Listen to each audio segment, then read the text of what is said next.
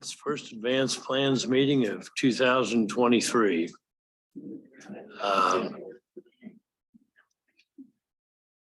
Let me go ahead. Pardon? So when did you lose control there? Okay, it's now 10 o'clock by our new accurate clock. So I'll take a roll call. Dual here. Warren.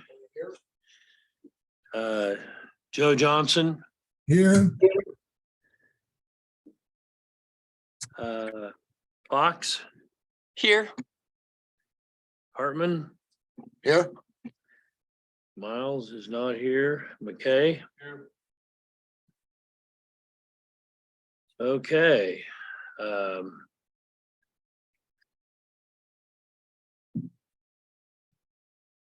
So I guess we will go ahead and start with the agenda.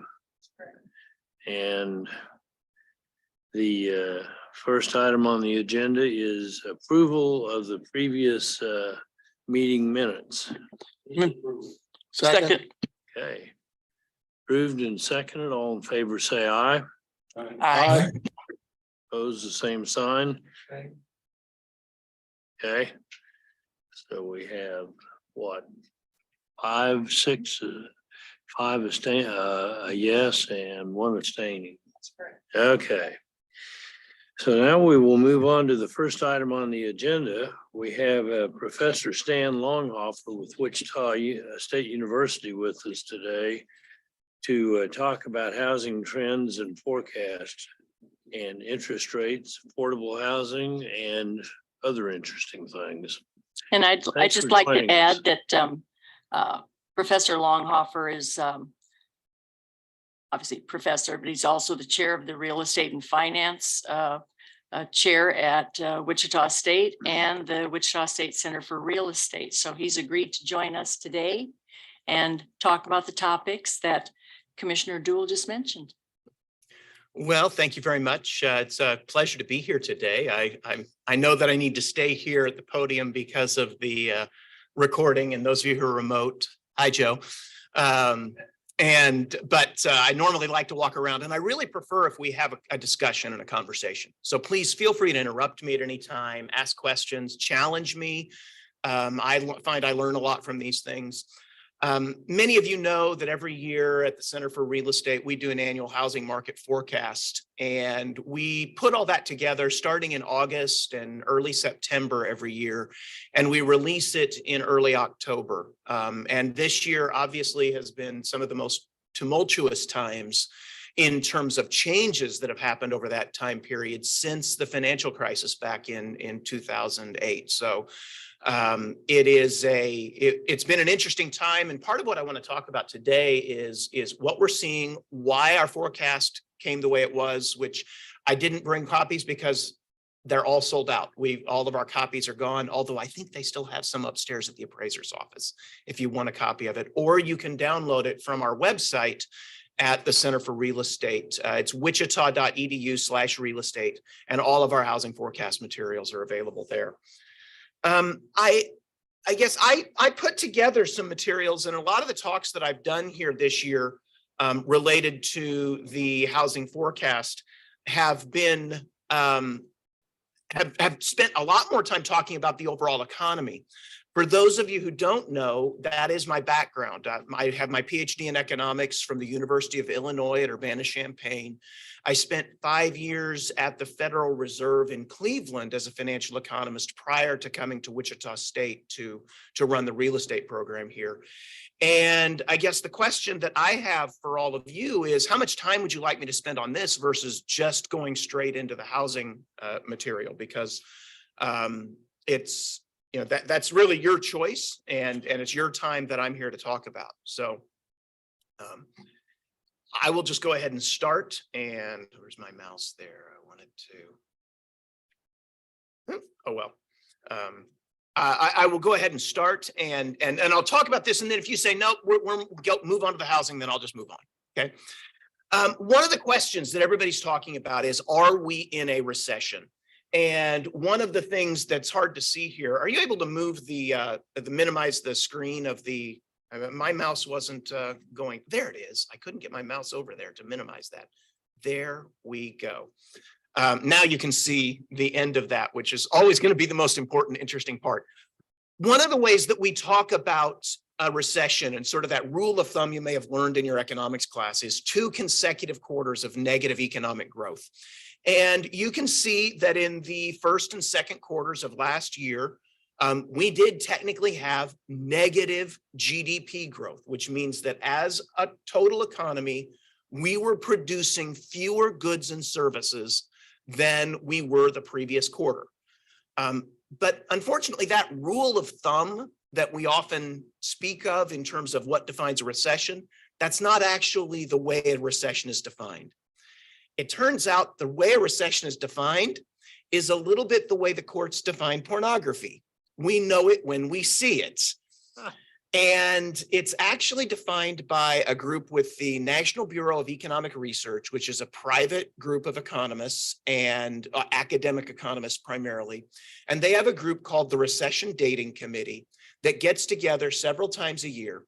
And their goal is to define the dates that recessions begin and end. And they are not concerned at all with being timely in that. Their goal is to be definitive. And so if we entered a recession earlier this year, they probably won't tell us until sometime the middle or end of next year that we actually started a recession. That being said, I think that the answer to that is going to be no. We are not currently in a recession.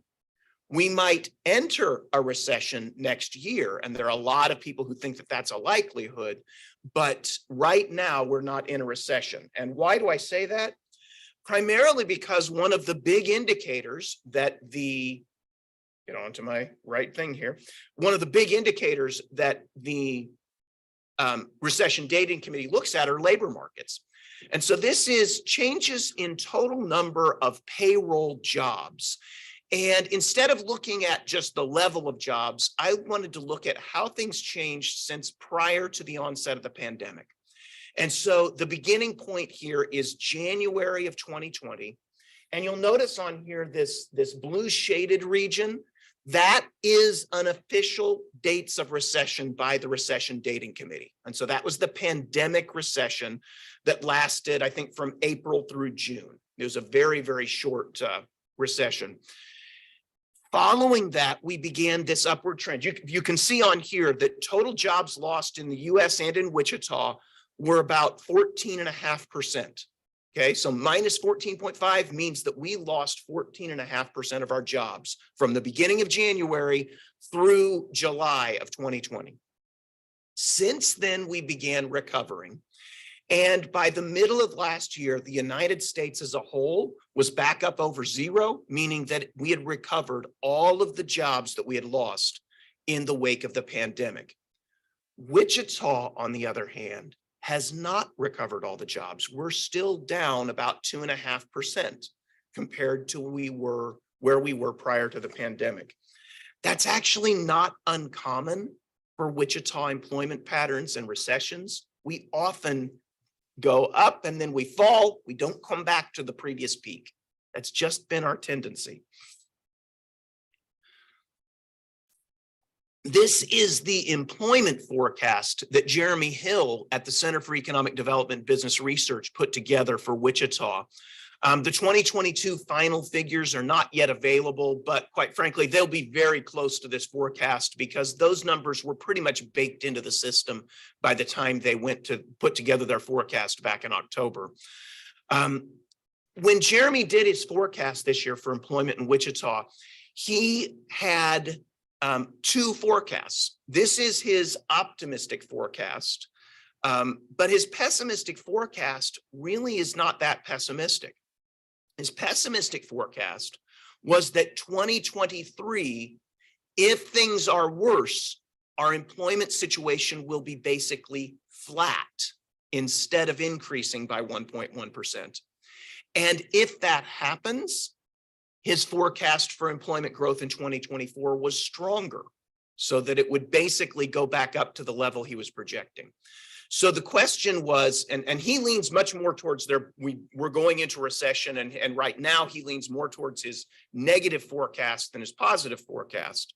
But that negative forecast still isn't very negative. And one of the reasons is that the aviation manufacturing sector actually still remains very, very strong. Now, I would give a caveat to this, which is that the Wichita economy tends to lag the national economy by about 6 to 12 months. So far, we have not seen, matter of fact, there was just a jobs report that came out this morning that, that employers are still hiring at a very strong pace, that these numbers are still very strong. The labor market isn't showing signs of weakness yet in terms of overall economy. Don't let the news reports that you've seen about big layoffs and big tech distort your view of the overall economy. That's a very narrow sector. And while it makes big headlines, it's not moving the needle on the overall numbers the same way. Yeah. Is there an industry in Wichita that is taking the biggest hit? I mean, is aviation, you said we're still under where we were at before. Is that industry specific, or? I don't have that number off the top of my head. So that'd be a question I'd refer you to Jeremy Hill on. Again, I know that he said that the aviation manufacturing sector right now looks very solid for employment growth going forward. And that is because, a lot of those headwinds that they'd been facing, with the Boeing Max and with some of the others, general aviation looks pretty strong. The defense work looks pretty strong. All of that can change like this, but right now that all looks pretty strong and favorable going forward, which is why even his pessimistic forecast was not very negative. Let me just add one thing, and then I'll get your question here, which is that I did say that the Wichita economy lags by about 6 to 12 months with the US economy.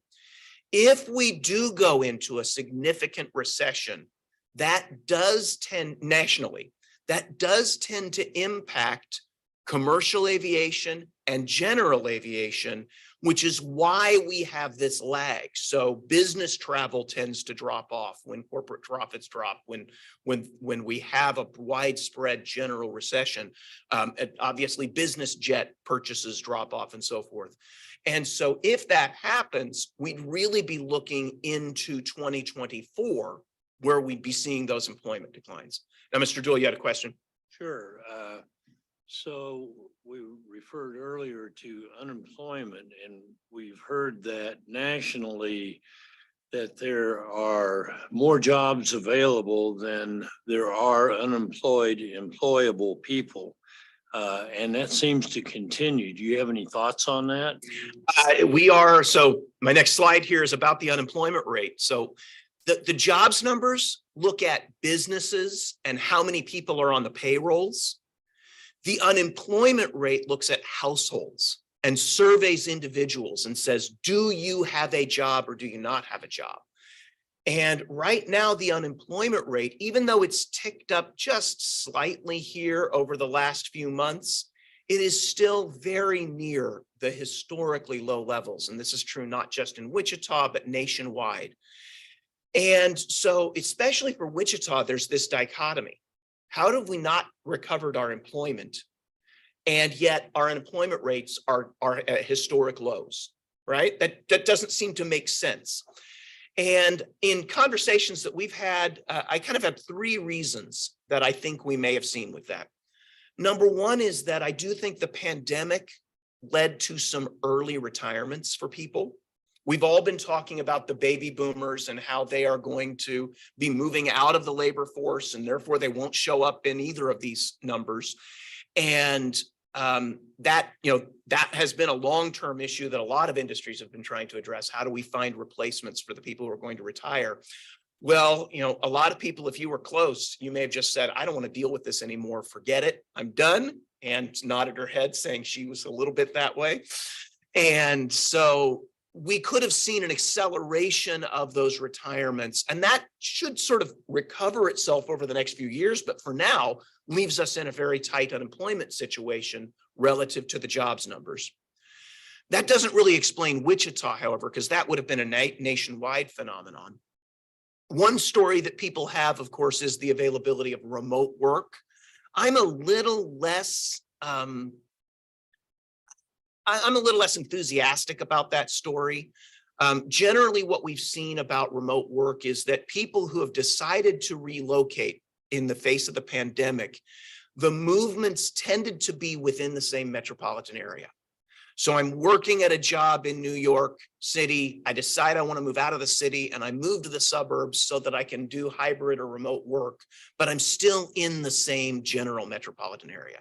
And those are the patterns that we've seen almost everywhere across the country in terms of migration patterns. It's not people moving from Chicago or New York to Salina, Kansas, in order to be able to take advantage of low housing costs and lots of space and so forth. People still want the amenities of big cities. But the third story I do think has a little more traction, especially among the lower end service sectors in the economy.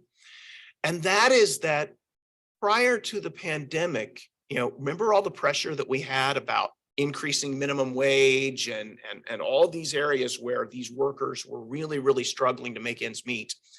And they would, in many cases, you'd have people who maybe they wanted to work full-time, working as housekeeping staff at a hotel or someplace, but the hotel would not hire them full-time because they'd have to bring on benefits.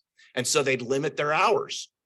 And so they might be working 2 or 3 jobs to try and make up both the number of hours that they needed and the low wages that they had and the fact that they didn't have benefits. Well, in the wake of the pandemic and coming out of the pandemic, the limitations meant that employers are increasing wages, and the increases in wages are at the very lowest levels, the biggest increases. And so you're seeing more employers in those areas who are saying, we'll do full-time, we'll do benefits, we'll increase the wages. All of a sudden, somebody who might have had 2 or 3 jobs before now only has 1, which means they show up the same in the unemployment report, I'm working, but now they went from being 3 people in the jobs report to only 1 person in the jobs report. And so I think that is one of the factors that has led to this dichotomy that we see. Does that make sense? So, nevertheless, the labor market still remains very, very strong, and that suggests that we are not in a recession right now. The biggest thing that people look at when they say, but we're going to go into a recession, is this picture, and it's called the yield curve. The yield curve looks at short-term interest rates, and this is Treasury interest rates, so what the federal government pays to borrow, and compares it with long-term interest rates. So if you look here, for instance, the 1-year point here, we see that the 1-year Treasury rate, and this was last week, was about 4.8%. The 10-year Treasury rate was about 3.95%. Okay, so in other words, borrowing for 1 year is a much higher interest rate that the federal government is paying than if they borrow money and lock it in for 10 years. Traditionally, many, many people have said that's a sign that we're about to enter into a recession when the yield curve inverts like this. In point of fact, what I think it really means is that markets believe that short-term interest rates will fall in the future. That's what this literally says. Now, often that happens because we go into a recession and then the Fed lowers interest rates, and it's usually the short-term side of things that they're moving. The Fed lowers interest rates in order to try and address the economic downturn, but it doesn't have to be that way. And so I think that there's another story that's at play here, and that has to do with this recent uptick that we've had in inflation. And so here I want some of the things I'm going to do from this point forward are going to be very long-term historical perspectives. So this is the headline inflation number. That's the blue line that you see on here, going all the way back to 1950. And again, the blue shaded regions on here are the official dates of recessions. And some of us, John was talking earlier about, remembering when inflation took off in the late 70s. And one of one of the things I wanted to highlight in this picture, the red line is what we call sometimes core inflation. It's the consumer price index where we pull out food prices and energy prices because they tend to be more volatile. One of the things that you'll notice there is if you go back into the 1970s, the core inflation tends to lag. It tends to follow changes in that blue headline inflation number. When overall inflation goes up, core inflation tended to follow it. Okay, that really was a signal about how those volatile food and energy prices were really getting embedded into the prices of all other goods and services. Okay, when inflation rates finally began to fall in the 1980s, then again, the core inflation followed it. But now I want you to look at what happened starting in the late 90s, early 2000s. We started seeing the headline inflation number bounce around, but core inflation didn't move very much, right? And especially look at back in 2008 and 2009, which is, if you'll remember back then, in 2008, we had that huge run up in oil prices and gasoline prices went up to $4 a gallon. And everybody was going to sell their suburban houses and move into the inner city. And they were going to sell all their SUVs and they were going to buy tiny little cars. We really didn't have electric cars yet. But the next year, oil prices collapsed. Gasoline prices dropped back down to $2 a gallon. And you see headline inflation. We had negative inflation that year in 2009 for the first time since the 1950s. But notice in all of that the core inflation number really didn't move that much. It still bounced around that 2%. It dropped down as low as 1% by the time we hit 2012, but it stayed pretty level there. Well, go then in 2021, and there you see that pattern of core inflation following up headline inflation. And that's what had the Fed concerned. So you remember the discussion about transitory inflation, okay? And I'm on the record of saying when inflation started to show up in the early 2001, I was on the record of saying, we think this is transitory. And what we really meant by that wasn't that we thought that it was going to go away in a month or two. Instead, what we meant is that it's not demand-driven inflation. It's being caused by some one-time events that will resolve themselves on their own. And the first big event that led to the uptick inflation was the supply chain issues that we saw as we tried to restart from the pandemic. And quite frankly, that type of inflation, that supply side inflation, there's nothing the Fed can do to fix it. You can only wait for it to resolve. And mostly those supply chain issues have begun to resolve themselves. Although I say mostly in part because who knows what happens with China and all the things we have to have with China and their movements on the zero COVID policy. But then the second thing that happened that made that transitory worse was the war in the Ukraine. And that had a big impact on oil prices, energy prices, and on food prices, grains, commodities. And so that was a second hit that input things. And the third piece where the Federal Reserve and many economists, including myself, should have better anticipated this, is that we then ended up with a demand side increase in inflation. So the supply chain issues, the oil, the war in the Ukraine, all of those are what we call supply side shocks. They reduced the supply of goods and services, which caused price levels to go up. But again, nothing the Fed could really do to resolve that issue, okay? But at the same time, all of the impacts of the enormous stimulus that the federal government, both the fiscal side and the monetary policy side, had put into the economy to deal with the downturn during the pandemic were finally really beginning to make themselves felt in the economy. And so we saw significant demand side. People wanted to spend all this additional wealth that they had, money that they had, in related to not spending during the pandemic, the stimulus packages that we got, the federal government spending on all sorts of other programs, including grants that came down to local and state governments. You name it, all of that money was coming out trying to find a place to spend. And that then created a demand side increase. It's that issue that caused the Federal Reserve to pivot very rapidly and be very, very aggressive. And what they're really trying to do is try and break that. It's really all about expectations. When we begin to believe that inflation will be persistent, we begin to act in ways that make inflation persistent. It becomes a self-fulfilling prophecy.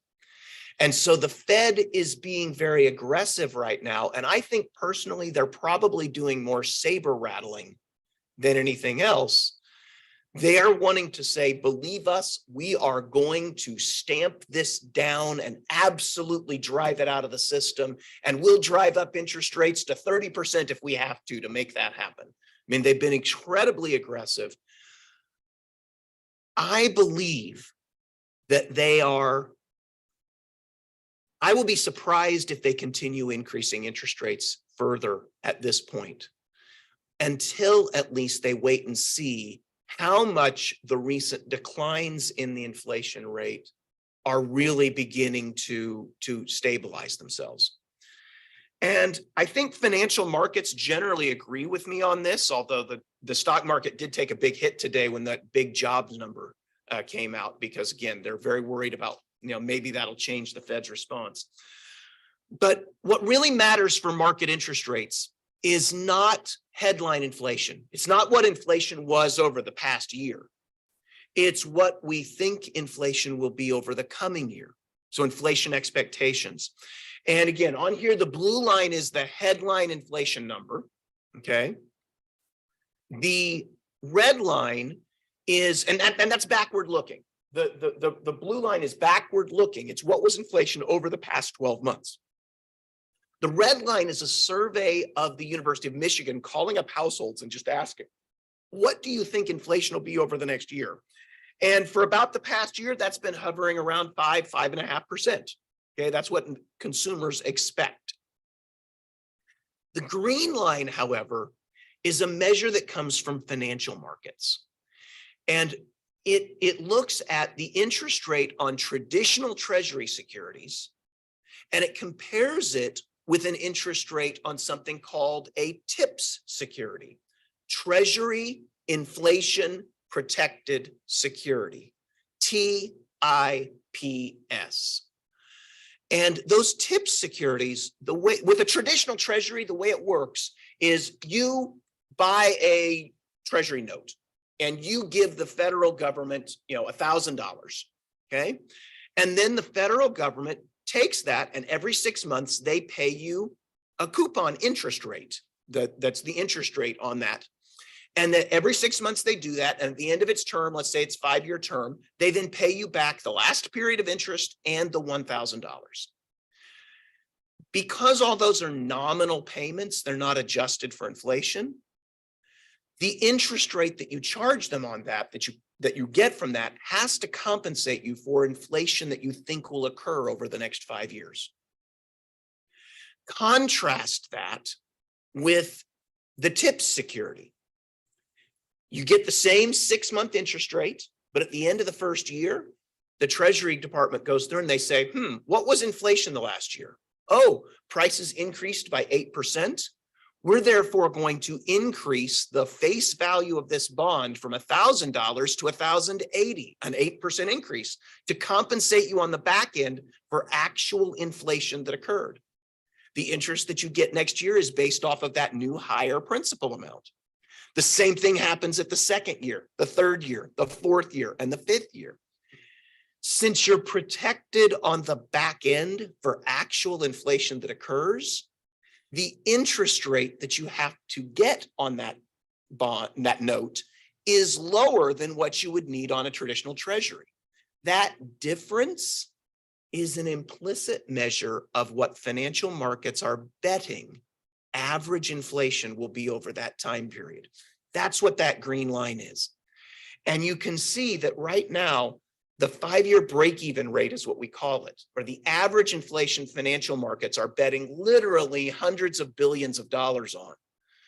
They are projecting that over the next 5 years, average inflation is only going to be about 2.3%. Okay. That is what I look at to say that inflation is going to come under control and relatively quickly. Again, financial markets could be wrong, but that's where I would put my money if I was betting. Questions on that? Yeah. Daily. We can observe the prices of trading of these securities every single day. I think the numbers that I have on here are weekly numbers, weekly averages, but they are out there, every day. So Federal Reserve Bank of St. Louis has a fantastic tool if you want any sort of economic data. It's called the FRED, F-R-E-D, Federal Reserve Economic Data. And you can you put in the break-even rate, it'll pop up and you can get that graph and it has the latest data on it. All right. Mortgage bankers. So now going to talk about housing markets and where we are with housing markets. Mortgage Bankers Association is pretty much on the same page with this. My watch fell behind, so I'm going to keep an eye on that one there. And their forecast is that the 30-year fixed mortgage rate by the end of 2024 is going to fall down to, I think if I recall right, that's 4.3% is what their forecast is through the end of next year. Not yet, now it's the end of next year. And so that can only happen if inflation does in fact come back down into that target range. And again, 2% is the Fed's target range for long-term inflation. That's where they want to see it average over time. And so I think that may be a little bit lower than what I personally would expect. But again, I use their numbers whenever I do my forecast. I think somewhere between 5.5 and 6 is a very realistic range for some time over stabilizing out over time. So with all of that, one thing to keep in mind, and I think this may be why why the Mortgage Bankers Association is forecasting even lower, is that how did we get to these incredibly low mortgage rates that we had previously? Since the financial crisis, interest rates were down below 4% for much of the period since the financial crisis back in 2008, and they dropped down below 3%. During the pandemic and in the wake of the pandemic. How did that happen? A lot of that was driven not by true market fundamentals. Oops, went the wrong way. Go back. But rather, it was driven by the Federal Reserve's actions in the long end of the term structure. So we've all heard this term quantitative easing, right? That's just a fancy word for saying traditionally, when the Fed interacts and when they engage in the market, they will buy short-term Treasury securities, 3-month, 6-month, 1-year Treasury securities. They buy these very short-term Treasury securities and try to do that to influence short-term interest rates. In the wake of the financial crisis, they began a very aggressive purchasing of longer-term Treasury securities, 5-year, 10-year, 30-year Treasury securities. And in addition, they wanted to intervene directly into mortgage markets by buying mortgage-backed securities. And prior to the financial crisis, they had never owned mortgage-backed securities. And then starting in 2009, they ramped up and purchased over $1 trillion worth of mortgage-backed securities. And then you remember the taper tantrums when they started to come off of that and they lowered down, they stabilized at about 1.8 million, about 0.8 trillion, $800 billion. And then in 2013, they upped it up to about $1.75 trillion. And they were finally coming off of that. And we were finally, what I was hoping was getting to a world of more normalcy in mortgage markets. Again, this directly caused fixed mortgage rates to be lower than they would have otherwise.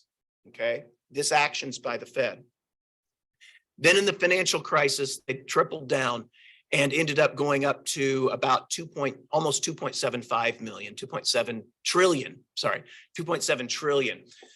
They have begun to back off on that and recently. So you can see the blue line is starting to taper down. They've said they're going to do the same thing with long-term treasury securities. But the way that they do it is that they are letting them run off the books. So they are not selling these securities on the open market. Instead, as borrowers pay off their mortgages, they are going to not replace them at the same rate with new mortgage-backed security holdings. Now, this is going to take a long time because since interest rates are a lot higher, borrowers are prepaying their mortgages much slower. So this is a process that will take a long time. And I think that's one reason why the Mortgage Bankers Association is forecasting rates to go down to the low 4s, as opposed to where I think it would be more reasonable in somewhere in the 5s, is because of that. Does that make sense? So that's the piece to keep in mind as it affects housing markets going forward. So what have we seen here in housing markets? Well, I'll show our original forecast numbers. Our original forecast numbers ended up being wrong for this year. Okay.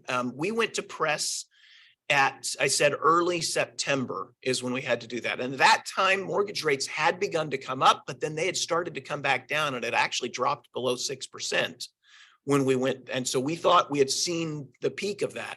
And then we saw a new round that raised them up above, I think they peaked out at almost 7.5%. When they finally peaked out. The home sales activity just has absolutely cratered over the last few months. These are unofficial numbers still, but through the year in 2022, ended up being down for the full year about 13% compared to 2021. And that's, we were ahead of pace going in from the summer, okay? And our forecast was for a decline, but the drop-off was much sharper than what we anticipated. And again, the increase in the interest rates was sharp as well. But I think that there's this drop-off, it's been a really sharp drop-off the last 3 months in home sales activity, I think is getting more attention than it really deserves in terms of what's really happening in housing markets. And so I want to show you a few other things. And again, with some long-term perspective of where these are. I did want just to show, because I thought you'd be interested in terms of new home sales. We actually, it looks like, these aren't final numbers, but it looks like we're going to end up 2022 with just exactly the same number of new home sales. New home sales are weird, so I'll caveat that in a minute, but same number of new home sales last year that we did in 2021. Okay. Now, again, the first part of 2021 was really, really strong with permitting. One thing to understand, these numbers come from the multiple listing service. New home sales are really, really hard to fully accurately gauge from the multiple listing service, because what will happen is a home builder will put a home on the multiple listing service to bring in the marketing. A buyer will come in. The buyer may end up doing a custom home or may have another home that was started as a spec home. They will buy that home. It will never have been listed in the multiple listing service. And even though they're sort of supposed to put it in there as a comp later, they very frequently don't with new homes. Did I capture that accurately, John, in terms of the challenges of new homes in the multiple listing service? And so we'll talk a little bit later about permitting activity, which I think is a really good proxy for new home sales, because for the most part, you don't pull a permit unless you're confident you're going to sell that home. Okay. But the drop off significantly here was in existing homes this year, not in new homes. So what? Yes. The drop off. Is it because the product out there isn't what people want? So one of the issues that we've had, and this is predates the pandemic, is that we had a real shortage of inventory of homes available for sale. And you go back and you look at the housing forecasts that we put out in 2017 and 2018 and 2019. And a continuing refrain that we kept talking about is home sales are going to be constrained, not because of demand, but because of the lack of inventory. So this is the number of homes that are listed on the MLS. And you can see back prior to the financial crisis, you go back into the early 2000s, and we were averaging up above 4,000 homes available for sale on the MLS. Went up a little bit following the downturn, and then we started whittling away these numbers. And we had really gotten back to what would be considered a balanced market, and I'll show that later, by the time we hit about 2012. Okay, where we really had a balanced market between supply and demand, but we just weren't putting enough homes on the market. Some of this is construction activity, which we'll talk about later, but some of it is just sellers not, putting their homes on the available for sale. One of the challenges sometimes that realtors would talk about is potential sellers who wouldn't put their home on the market because they were fearful of becoming homeless. I sell my house too quickly, and then I won't be able to find something to buy. And this was an issue that we were dealing with in 2016, 17, 18, 19. We were telling stories of bidding wars and other things going on. You'll notice that the inventories just collapsed in 2020 and 2021. What happened in 2020, we thought that demand was going to soften in the wake of the pandemic. People would be concerned about jobs and so forth. It turned out that demand was absolutely just blew up in the face of the pandemic. And it wasn't the pandemic that caused it per se, but mostly the policy responses to the pandemic. Number one, people who are most likely to be home buyers were the least likely to be laid off during the pandemic. People who were most likely to be home buyers were more able to pivot, work from home, do those things.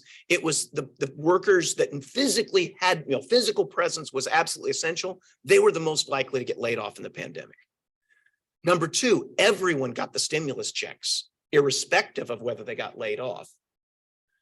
Number three, people are now sitting around looking at their four walls. Now, I don't really so much think of that as being an issue of I'd have to have a home office.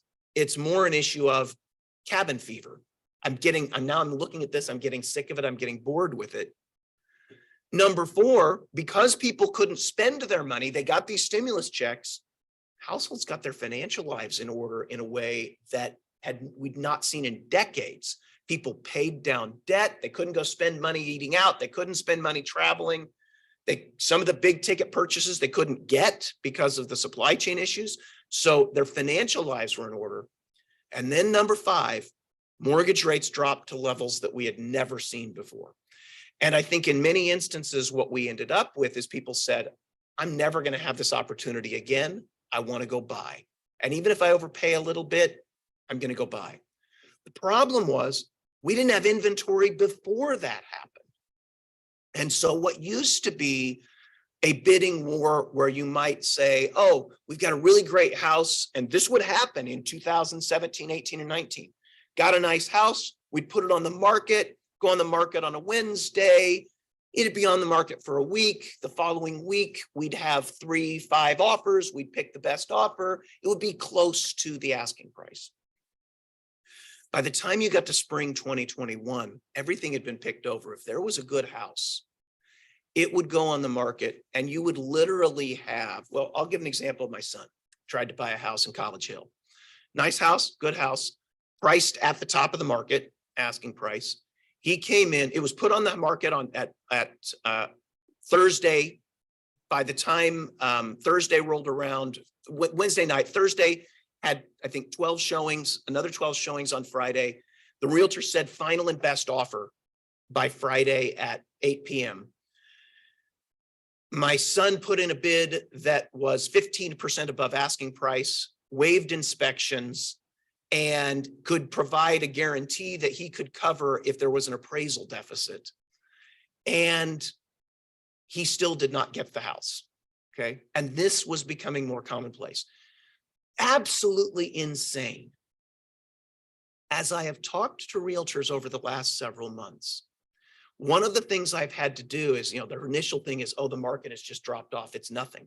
He said, so if you get a listing that's a not good listing, in good shape, and priced right, what happens? Oh, we're still getting multiple offers on those. It's just that we're not getting them waiving inspections, and we're not getting them with, and it's still above asking price. Okay. It's the ridiculous things that were happening in late 2020 and through 2021, those have stopped. But but we're still seeing an incredibly tight market. Okay, that's the point that I want you to take away from. Part of our perspective and part of the reason I think people are so, oh, the sky is falling in. I think there are two reasons people are being a little Chicken Little-ish about the housing market.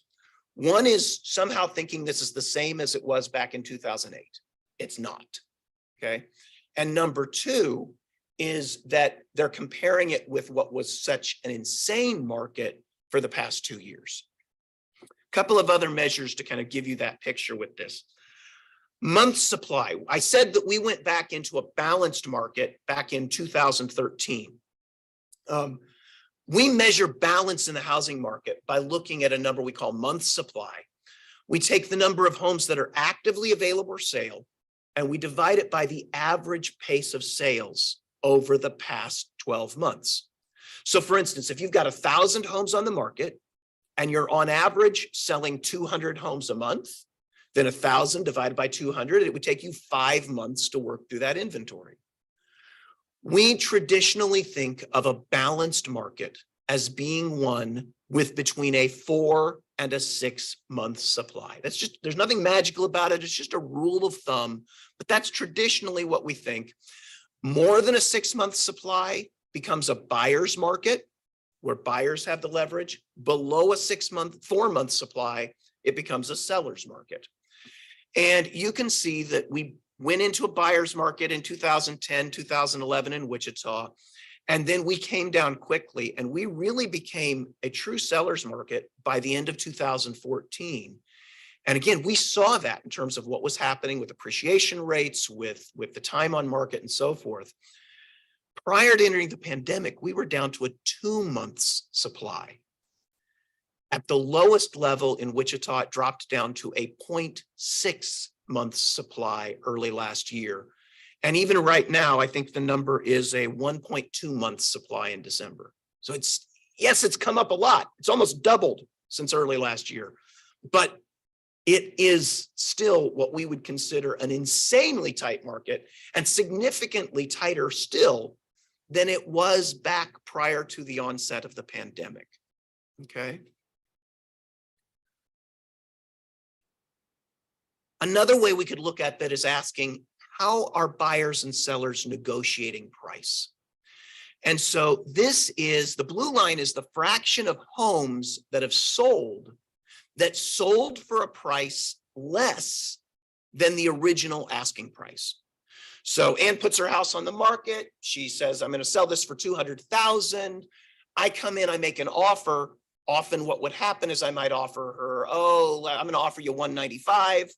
We negotiate, we sell it for $198. It's sold 1% below the original asking price.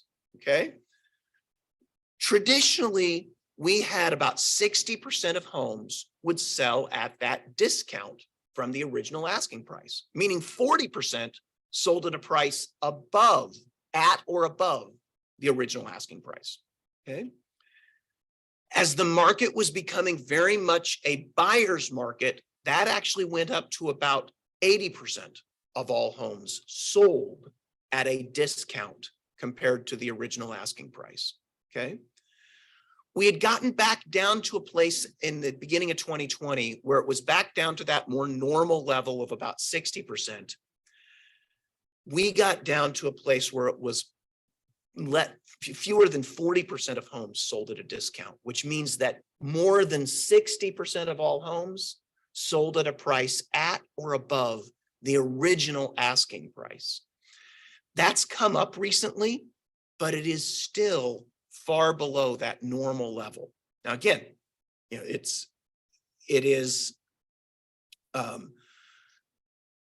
we don't know where if that trend that we're seeing right now is going to continue and level out, or if it's going to go up significantly higher.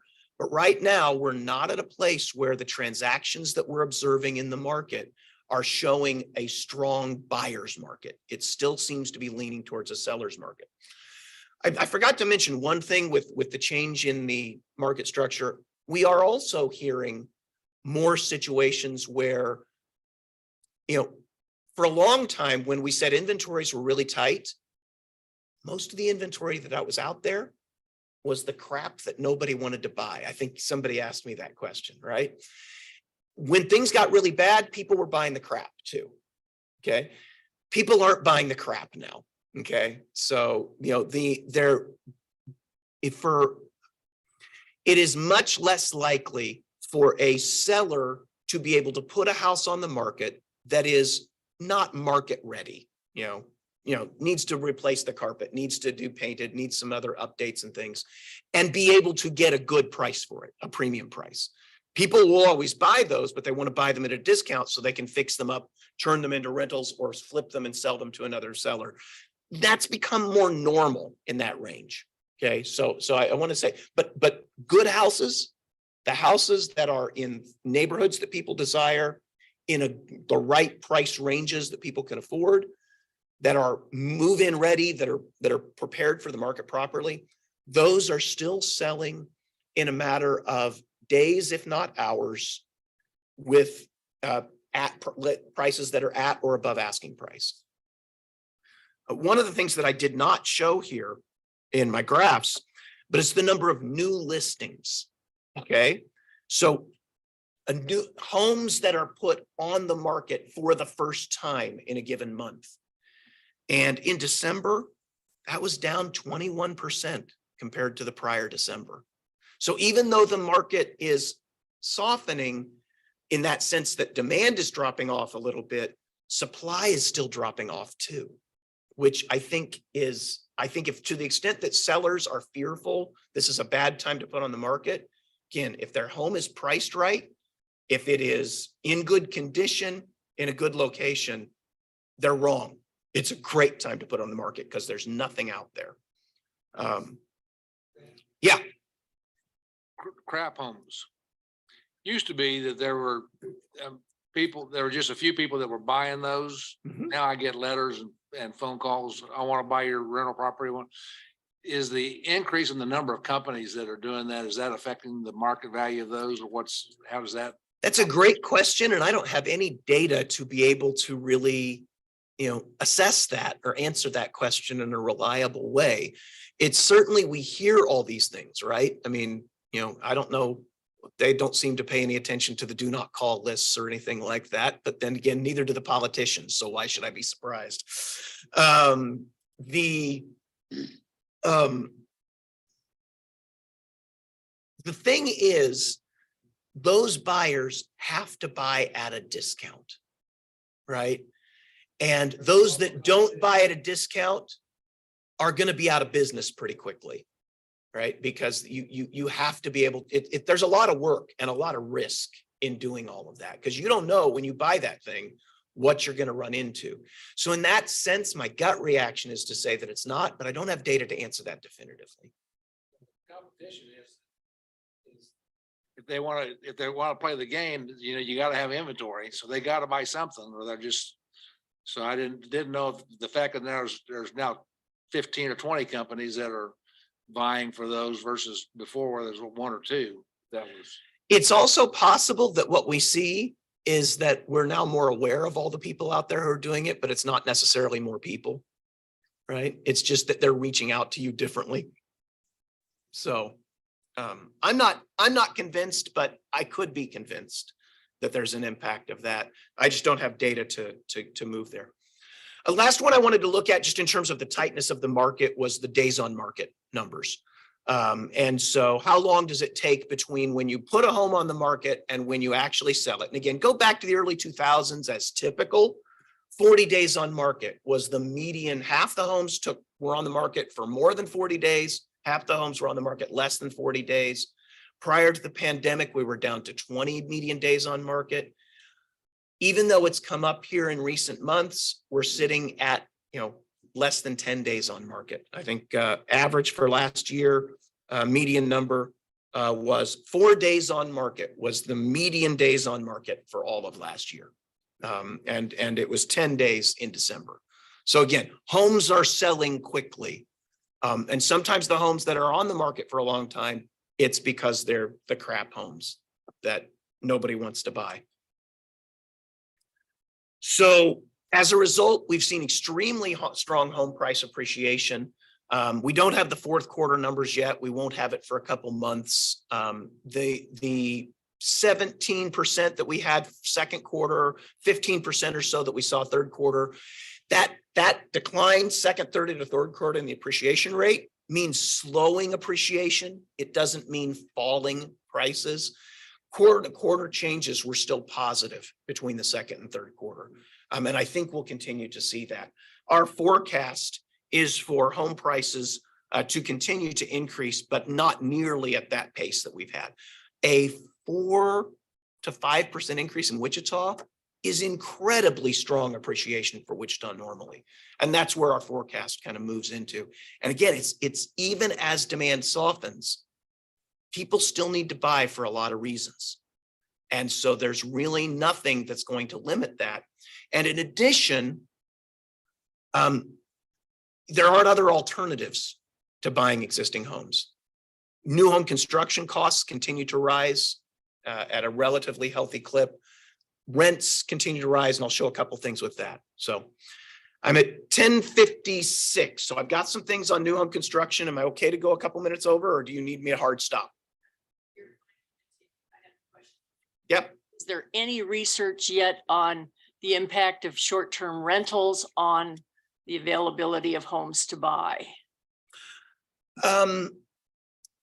There's not been anything in the Wichita area that I've seen. I'm trying to think to the extent that I've seen that. I'd have to go and look and see if anybody's been working on that question in larger markets. I will say that Wichita has not been subject to the sort of institutional buying of single family homes the way that that you've heard about in some of the larger markets. It's much more common to see that sort of institutional buying in the construction side of things. So you'll have a market down in Dallas where a Wall Street investor will go and they'll hire a builder, a developer, to go and build 1,000 home subdivision. And they will go and just buy all that up front and intending it for rentals with the possibility of selling it later. Okay. And that can be done. That doesn't happen in Wichita, in part because we don't grow that fast. We're a tertiary market, so they're slow to look to us anyway. And getting the land to do it is a really big challenge because the local developers have got control over developable land for the near future. Okay. But I will say we're seeing a little bit things that are similar to that when it comes to duplexes. Right. And duplex construction. So that's really where I wanted to go and talk. So these are single family building permits. Again, monthly numbers. The moving average is there to kind of reflect the trend. And these are the numbers that are collected by the Builders Association. It's a rough proxy for the metropolitan area, but over time, be aware they have added small communities as they felt like their membership treated that as a part of the greater Wichita area. Okay. But you can see, that following the financial crisis, we dropped off and we finally stabilized around 2014 or so of building about 1,000 homes per year. Okay. But that was in contrast to 2,000 to 2,500 per year prior to the onset of the financial crisis. That 1,000 homes per year was simply not enough to meet the demand and the need that we had for new housing.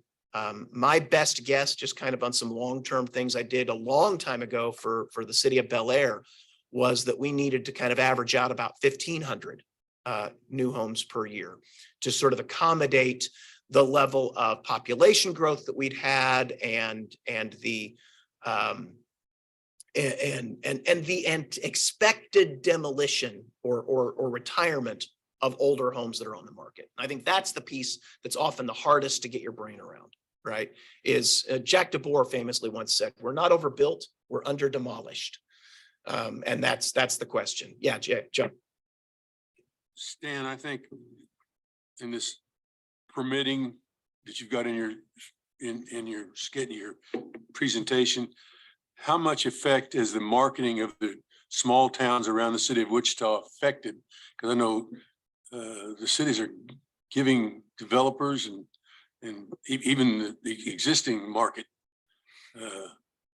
stuff that the city of Wichita for some that we don't seem to necessarily feel it's necessary or not. I don't know, to the point we're almost completely circled by these little towns that's giving away this incentive. A lot of it has to do with school districts. I know that. But. Right.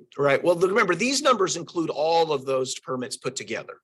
Okay, so these are not just city of Wichita. These are Wichita plus Bel Air plus Valley Center plus going out to Newton and El Dorado. I mean, it's all of these small communities.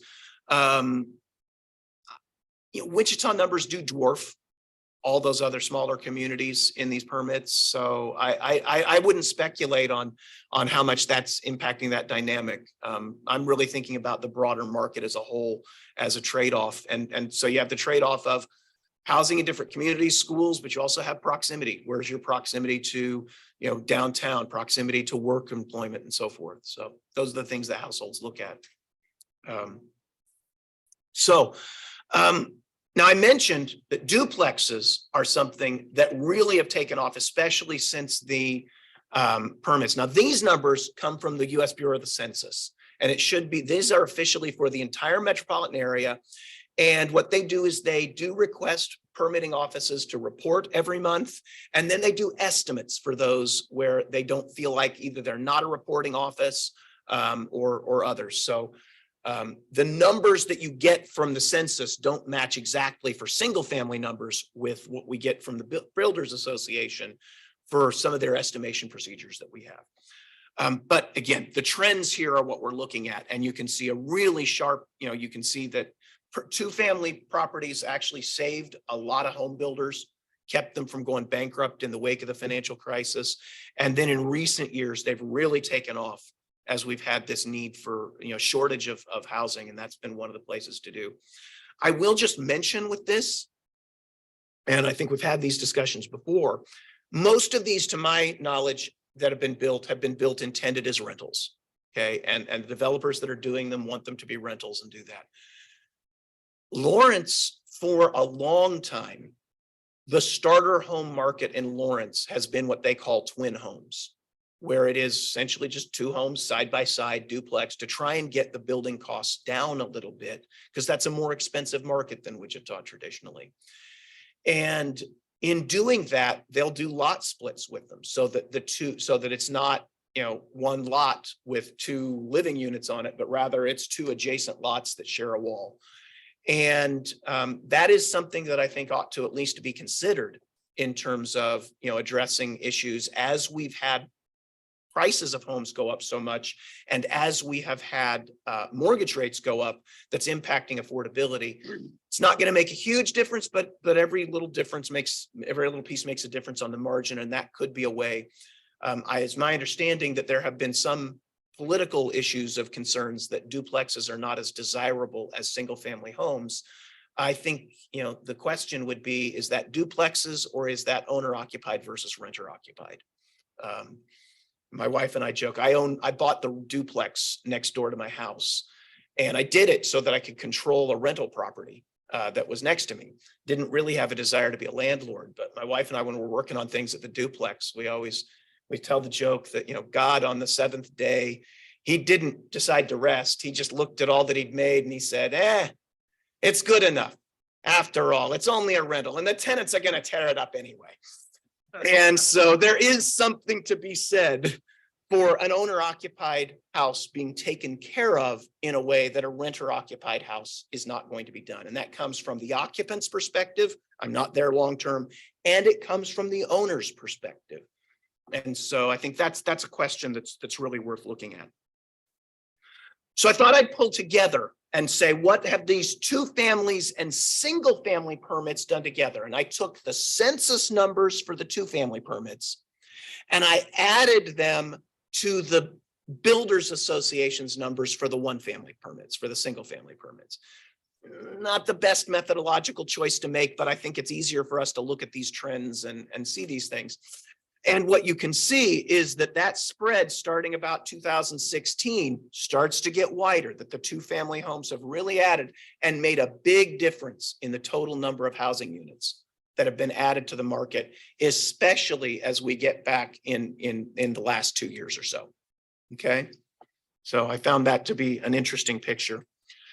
One other thing that I just wanted to mention, and these are not mine, but it relates to the apartment market. And this comes from NAI Martin's and their annual, did I get there? There we go. Make sure I didn't jump two slides there. No, I didn't. Their annual market report on what's happening in apartment markets. And they have by far the best data of anybody in town in terms of what's going on with apartment markets. And so occupancy rates in the apartment side, one of the questions that I've asked for a long time with all of the new apartment building that we've seen over the last 10 years, apartment developers always do it. They overbuild, right? It's just a part of the apartment cycle. We have demand out there for 3,000 new units. And so therefore we have 10 apartment developers, each who build a 5-unit apartment complex. And now we've got 5,000 new units when we had demand for 3,000.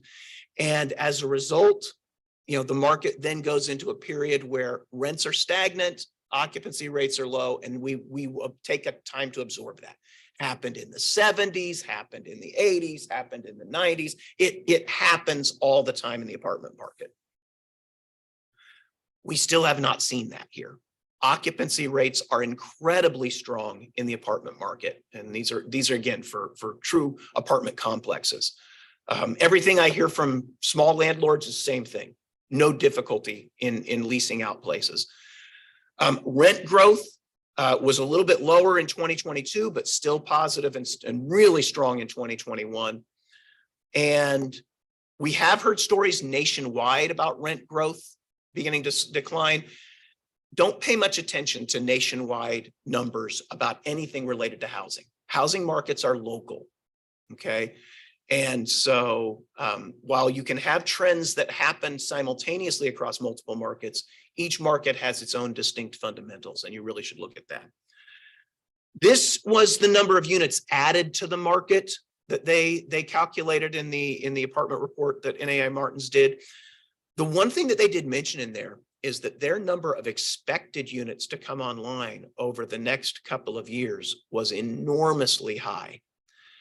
And I personally would not want to be a developer who has projects that are supposed to be coming out in 2023, 2024.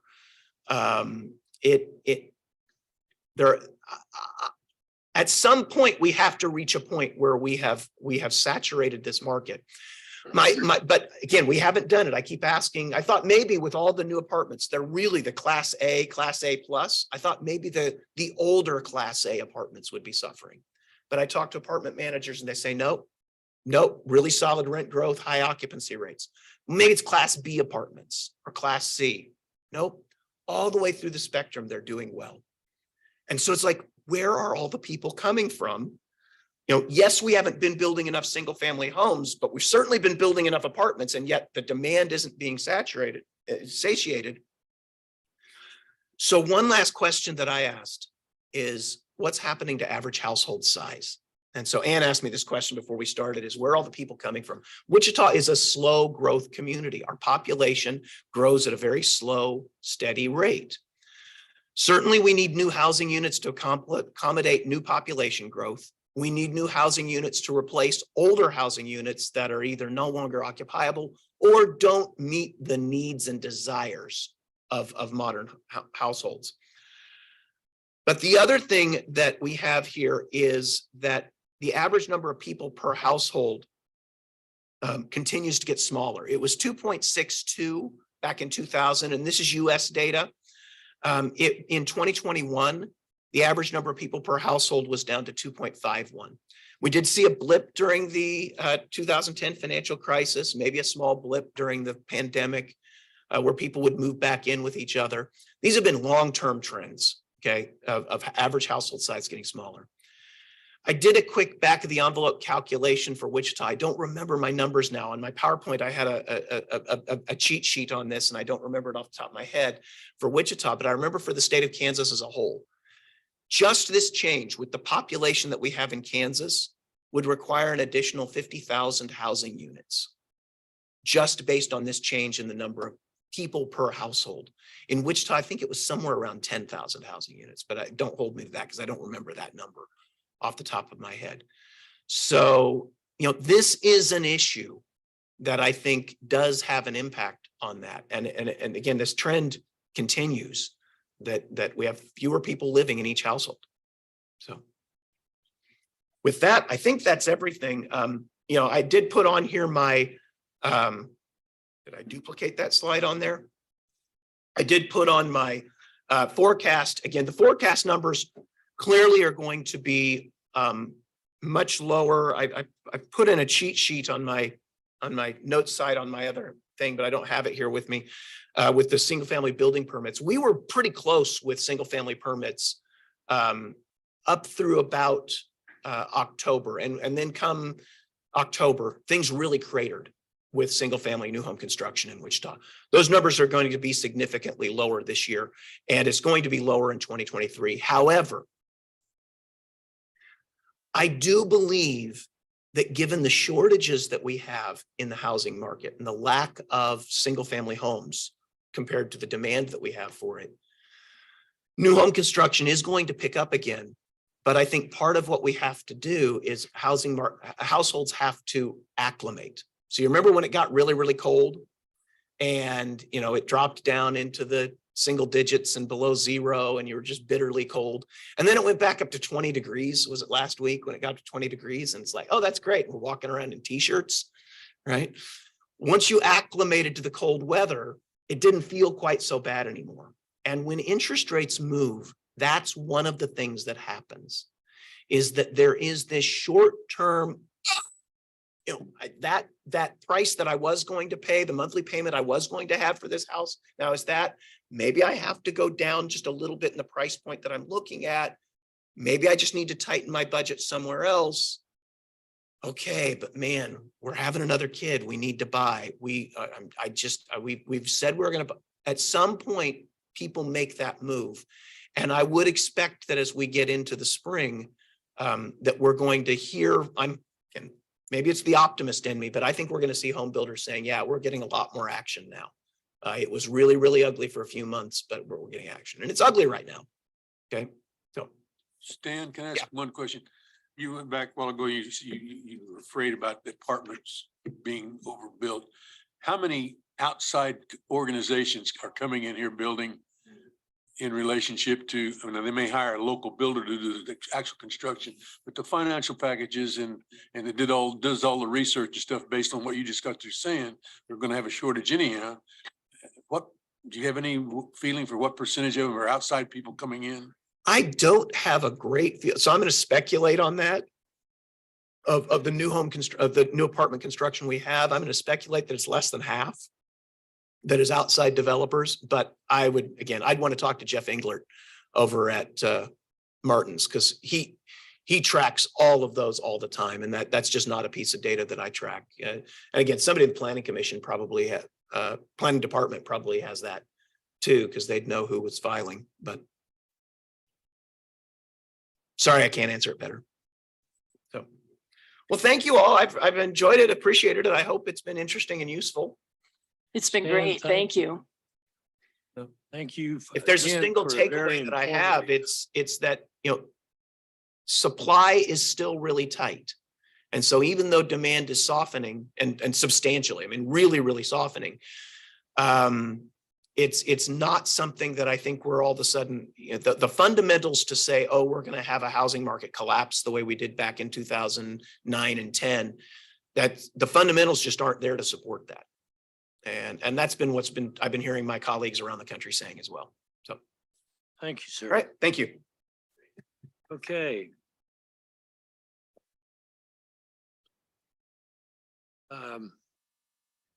Now I'd like to have Mary maybe introduce our next speaker is Tia Ramont, Transportation Department. And you said my name beautifully. Hello, I'm Thank you. up here. Hi, my name is Tia Ramat, and I've got Allison Fletcher with Nelson Nygaard online with me. She's been our consultant. This is the Downtown Streets Plan. We were here 7 months ago and presented to you. Today, we'll do a shorter presentation. It's graphically a little more descriptive. And we're going to ask you for a motion today. I learned in the recent months that this does need to go to the entire Planning Commission for consideration. So this will be at the end of the month's Planning Commission meeting also. And with that, let me find the keyboard and move forward. Okay, it's not. Let me see if the mouse works. Oh, there we are. Okay. We'll do a quick introduction of the project again for fresher memory. Key concepts, next steps. There's a detailed staff report handout here in front of me. In short, we hope to get this to City Council in the first quarter of this year for consideration. A lot of work has gone into this plan beginning in 2018 up until now.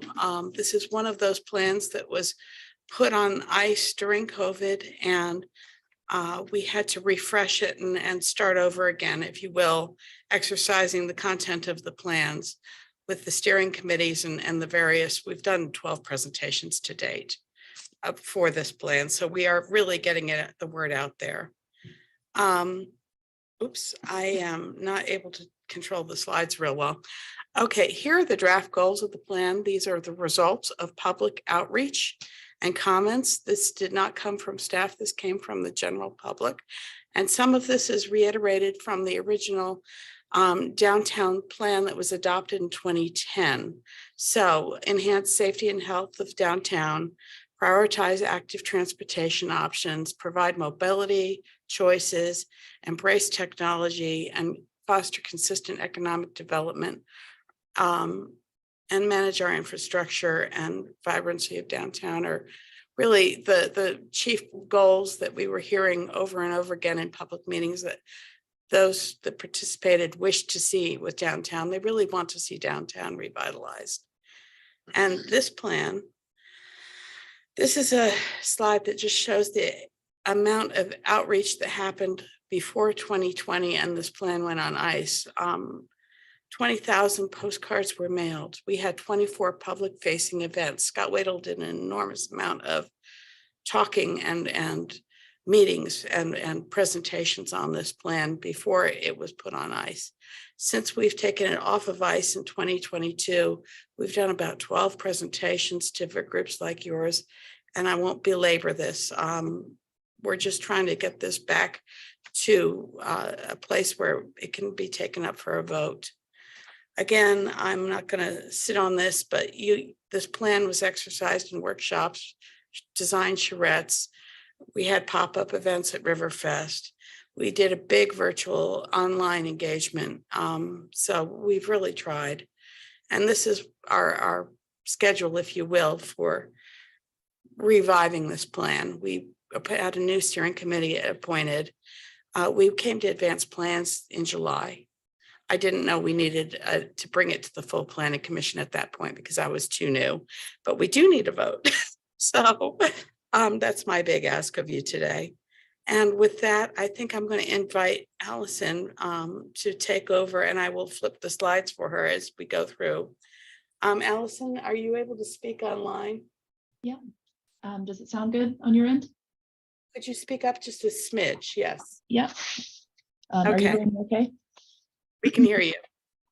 For those, just refreshing your memory, this is a map of the study area from the project going from Murdoch down to Kellogg, from the river all the way east to just a few blocks beyond the railroad and the highway. And this lays out what the recommendations were, the conceptual vision plan for the streets in downtown, which ones would carry transit in the future, where bike facilities would be, where parking would be, in some cases where on-street parking is added, and where lanes might be changing direction, or there may be lanes reduced that are not needed today and being converted to other uses. From a high level, there's some traffic signals in the downtown that have been upgraded, actually, some of which since the completion of this plan.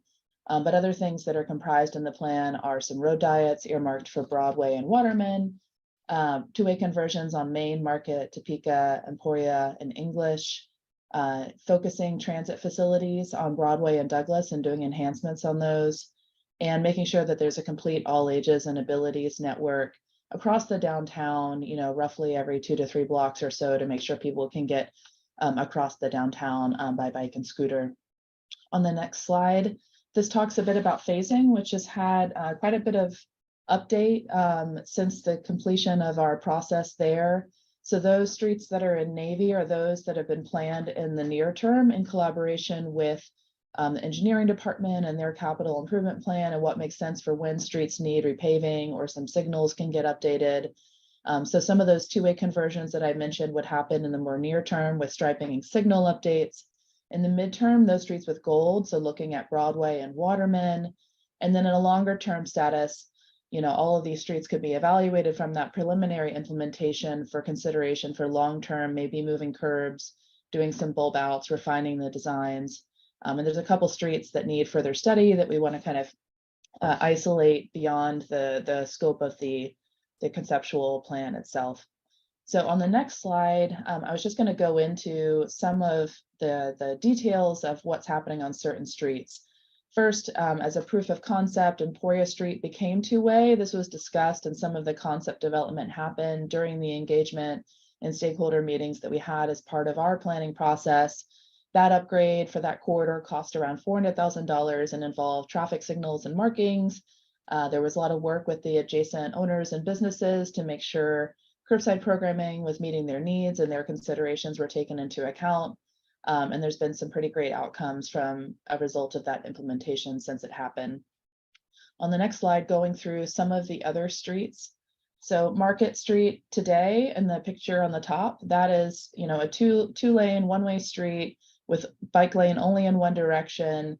You tend to have on-street parking on many blocks. Just in a typical section on the image on the bottom, some streets would, some sections or blocks of that street would be able to sustain parking on both sides of the street with the widths, but we would propose changing those 2 lanes going in one direction to having 1 lane in each direction and having that be a pair with Topeka, and making sure that there's biking facilities in both directions to lead to more intuitive, safe outcomes for people biking on that street for a more complete street.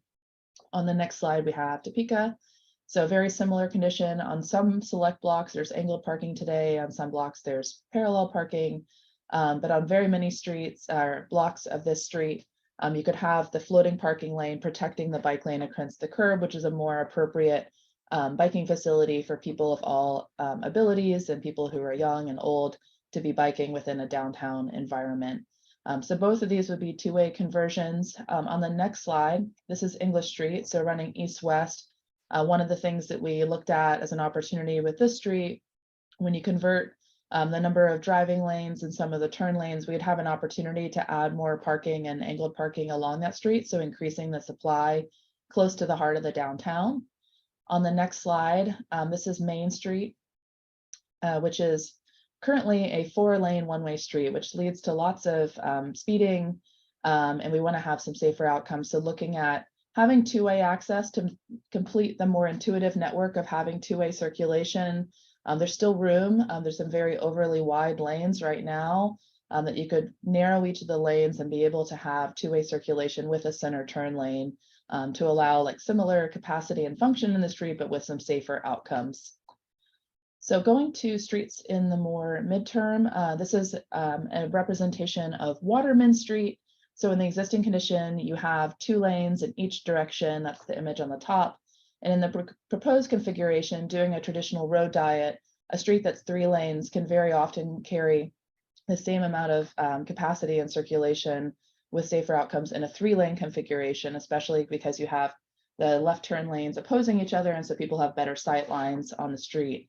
And that frees up about a lane of room to be able to also have bike lanes going in both directions. This is really important on the south side of downtown, being able to have an east-west facility that can also get people safely over the river just west of downtown. On the next slide, this is Broadway. There was a lot of attention paid to the potential for this street, especially looking at future land uses and potential, and also with the Safe Broadway Corridor project that's been happening just north of the downtown, bringing some of those principles within the downtown itself. This is a street that has more capacity in the design today than what is currently demanded and the volume of traffic that travels on it today.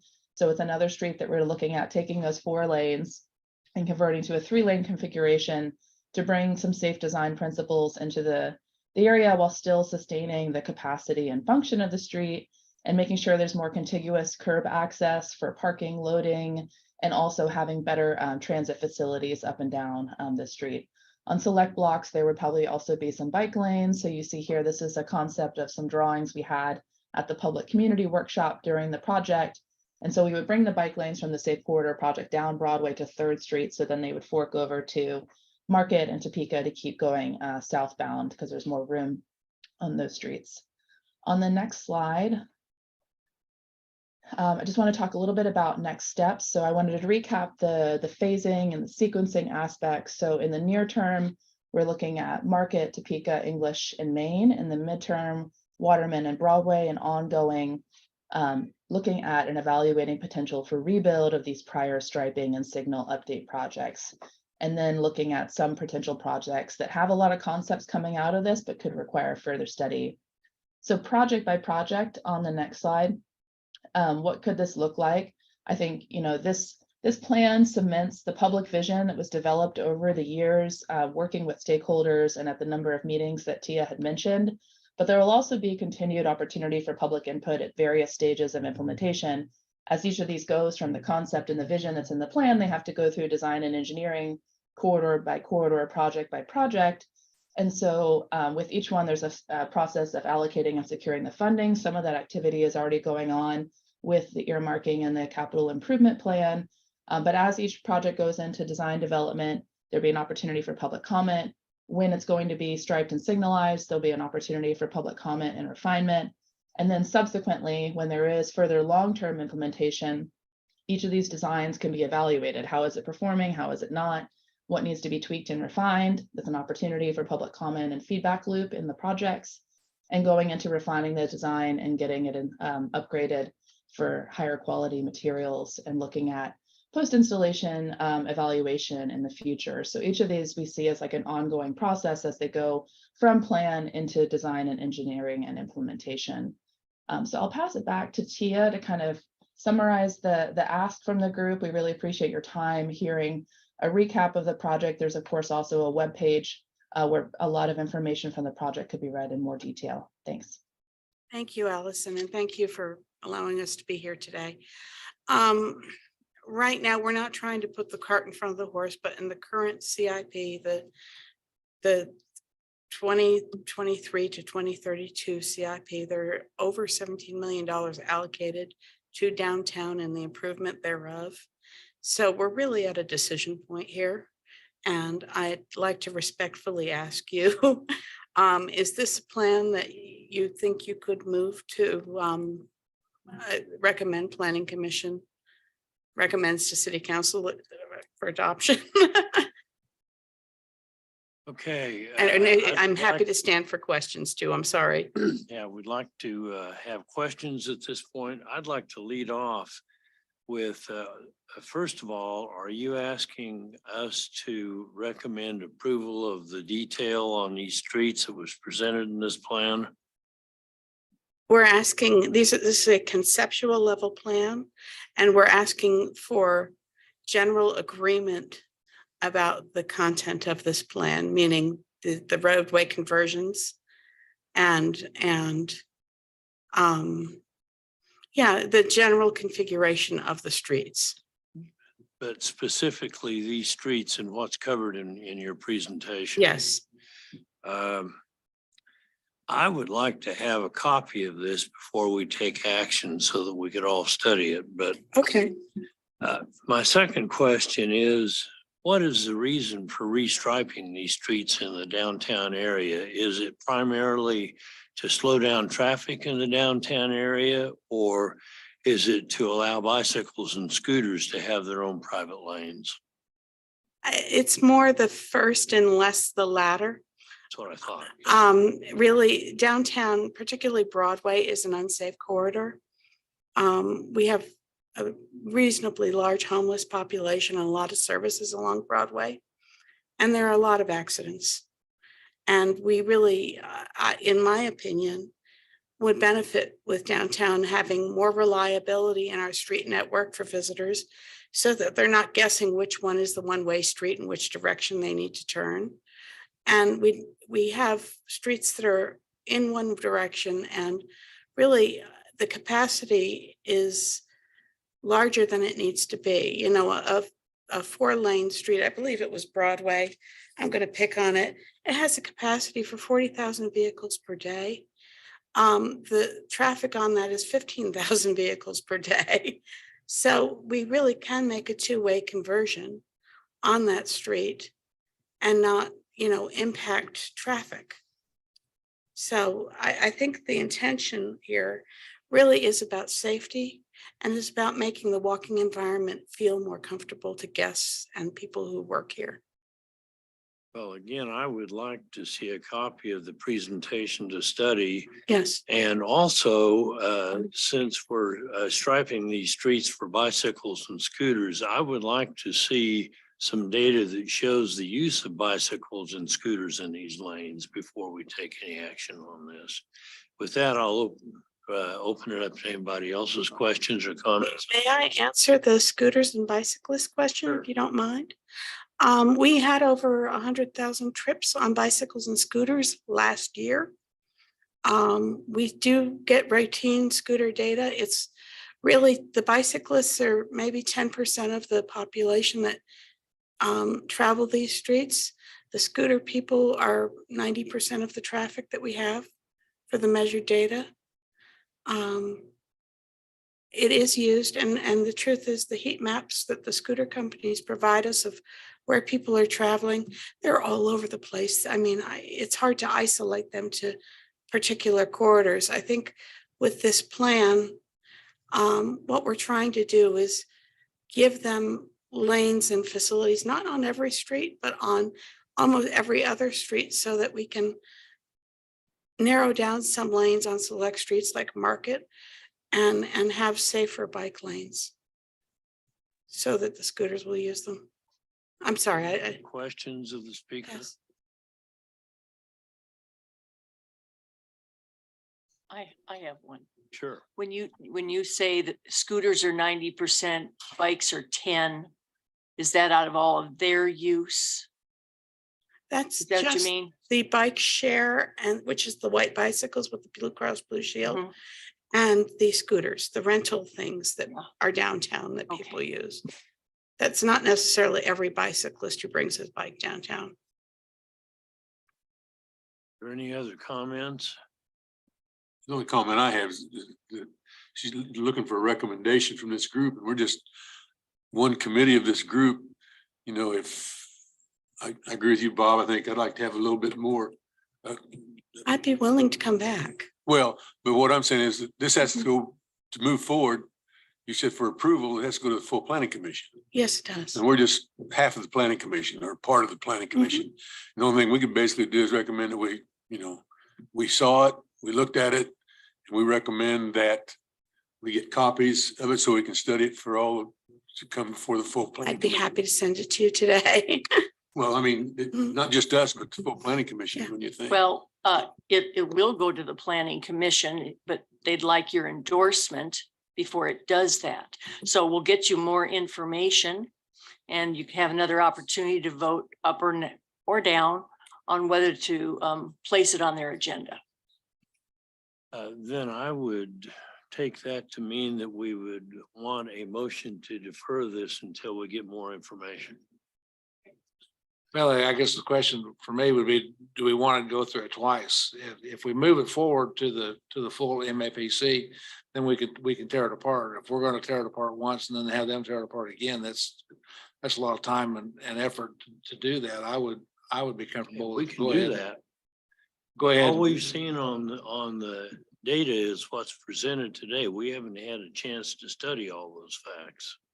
But that's fine. If that's the motion that somebody would like to make, we can send it to the MAPC and let them debate it.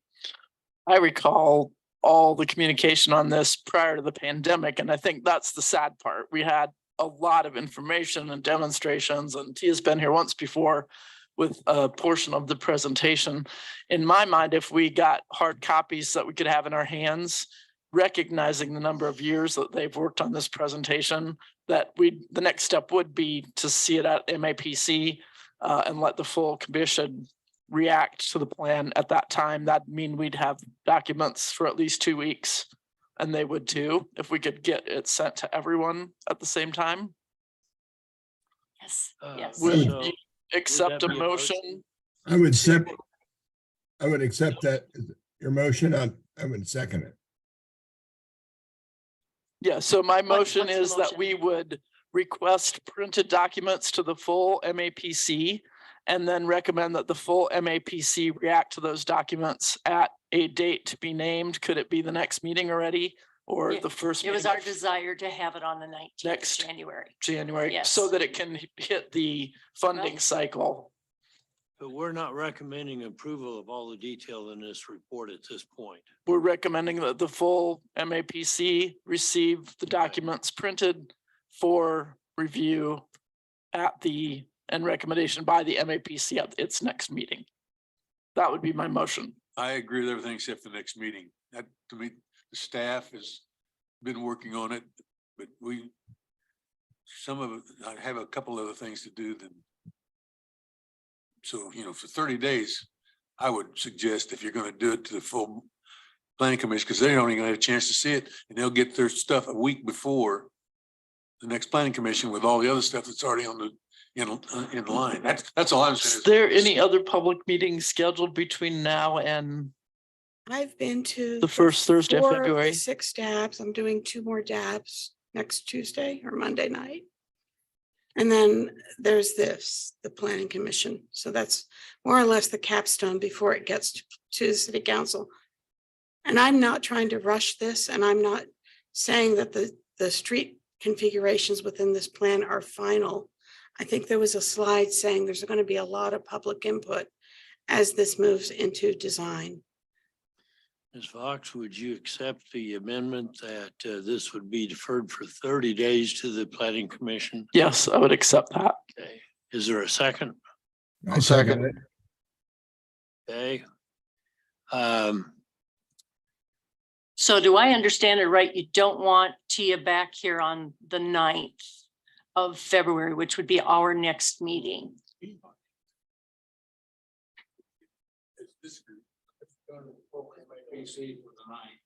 Okay? Without any recommendation from you all. Passing it forward, we're saying that, there may be changes that we want for review, but I'm not gonna make changes at this point, and I don't want to go through the changes before I send it to them. Sure. I All think right. should be the full committee that takes a look at it. All right.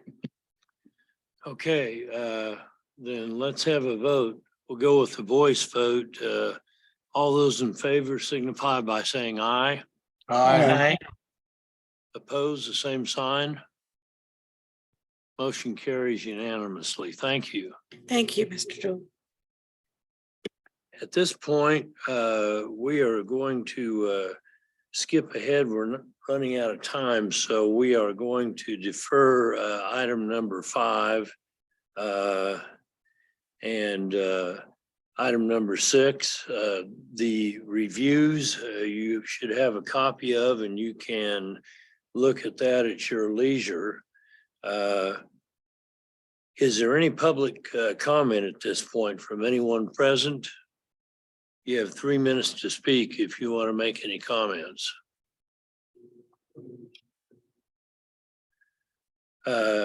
Just look at it at this point. Yeah, that report is in your packet. Right.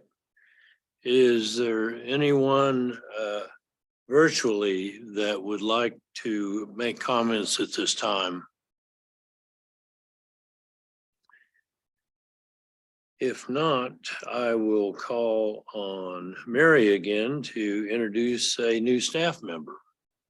Yes, I'm happy to introduce Momita Kundu. She just joined us effective December 27th, and she is an associate planner in advanced plans. So I want you to just welcome her because you're going to be seeing her every month at these meetings. Thank you for making me a part of the team, and I'm honored to be here today. Thank you. Welcome to the group. Welcome. With that, we will stand adjourned. Thank you.